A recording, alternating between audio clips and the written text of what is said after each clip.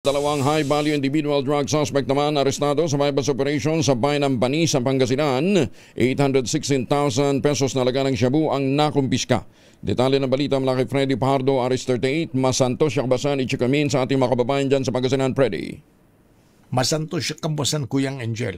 Nasa kustodiya ngayon ng Bani Police Station ng dalawang high-value individual matapos silang masakote sa bypass operation ng PNP. Sa ulat ni Bani OIC Chief of Police Major Kabigat na nakarating sa tanggapan ni Police Region 1 Director Brigadier General Dendo Reyes, nagsagawa ng anti-drug operation ang kanyang mga tauhan sa Drug Enforcement Unit sa Barangay Arwas kung saan isang nagkunyaring bayar at binentahan ng suspect ng 6 na heat shield transparent prosecution na naglalaman ng hinihinalang shabu, kaya agad silang inaresto. Ang nakumpiskang illegal drugs ay tumitimbang ng 100 grams at may street drug price na 816,000 pesos. Ang mga suspek ay kinilalang si Reynald Lachica, 27 anyos ng Mangaldan, at Jason Bautista, 18 anyos na taga Dagupan City, kapwa mga binata at parehong high-value individual.